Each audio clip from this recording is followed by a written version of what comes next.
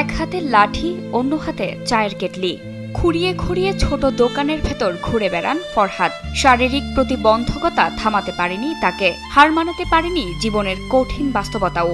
কষ্ট আর সংগ্রামকে সঙ্গী করেই প্রতিদিন পরিবার নিয়ে বেঁচে থাকার লড়াই চালিয়ে যাচ্ছেন কুমিল্লার ফরহাদ।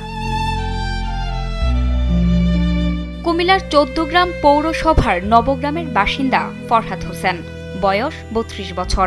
জন্মের ১ বছর পরই টাইফয়েড জ্বরে আক্রান্ত হন ফরহাদ। সেই অসুস্থতার পর থেকেই একটি পায়ের স্বাভাবিক শক্তি হারিয়ে ফেলেন তিনি।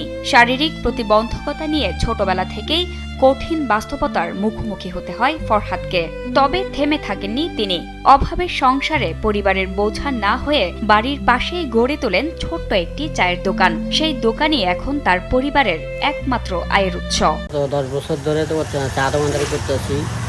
দোকানদারি করে কোনোরকম সংসার চালাতেছি, বাচ্চাদের পড়াশোনা করতেছি। দোকানদারি করে চলতে অনেক কষ্ট হয়। এমনকি অনেক ফ্যামিলি আছে মাসে প্রায় 1 লাখ টাকা কামানোর পরে তাদের সংসার চালাতে চলে না, ঠিক আছে।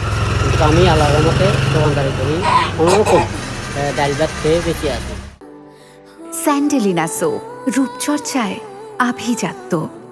দিন শেষে যা আয় হয় তা দিয়েই কোনো মতে সংসারের খরচ, সন্তানের লেখাপড়া আর নিজের চিকিৎসার ব্যয় মেটানোর চেষ্টা করেন ফরহাদ। অনেক সময় সংসারের প্রয়োজন মেটাতে হিমশিম খেতে হয় তাকে। তবুও কখনো ভিক্ষার পথ বেছে নেননি। নিজের পরিশ্রম আর আত্মসম্মানকে আঁকড়ে ধরেই বেঁচে আছেন তিনি। বাজার করে নিয়ে আসি, 1 ঘন্টা রেস্ট নিয়ে আবার বিকেলে দোকান খুলি।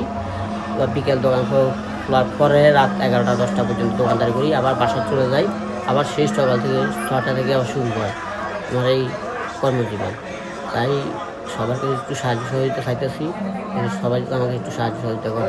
প্রতিদিন ভোর থেকে রাত পর্যন্ত লাঠির উপর ভর করে দোকান সামলান ফরহাদ। খুঁড়িয়ে খুঁড়িয়ে চা তৈরি করেন, ক্রেতাদের হাতে তুলে দেন চায়ের কাপ আর বিস্কিট। সমাজের বিত্তবান মানুষ আর সরকারি সহযোগিতা পেলে তার পরিবারটা আরো ভালোভাবে চলতে পারবে বলে দাবি স্থানীয়দের। ওনার নাম তো নবগ্রাম ফরহাদ স্টোর। তো উনি তো আসলে দীর্ঘদিন ধরে দোকান নিয়ে আছে। তো এখন ওনার ছেলে সন্তান, দুটা ছেলে, একটা ওয়াইফ আর উনি, ওনার যে সংসারটা চলতে অনেক কষ্ট হয়। যদি আমরা কোনো ভালো ব্যক্তির চোখে পড়ে যদি তাকে ভালো একটা অনুদান দেওয়া যায়, ব্যবসা প্রতিষ্ঠানটা একটু বড় করতে পারে, তাহলে তার 2টা ছেলে মেয়ে আছে, তাদেরকে নিয়ে সুন্দরভাবে চলতে পারে। কঠিন বাস্তবতা আর শারীরিক প্রতিবন্ধকতাকে হার মানিয়ে প্রতিদিন লড়াই করে যাচ্ছেন ফরহাদ। ছোট্ট চায়ের দোকানই এখন তার স্বপ্ন বাঁচিয়ে রাখার শক্তি। স্থানীয়দের প্রত্যাশা, সমাজ ও প্রশাসনের সহযোগিতা পেলে এই সংগ্রামী মানুষটি শুধু নিজের পরিবারই নয়, আত্মসম্মান নিয়ে আরো সুন্দরভাবে বাঁচার সুযোগ পাবেন।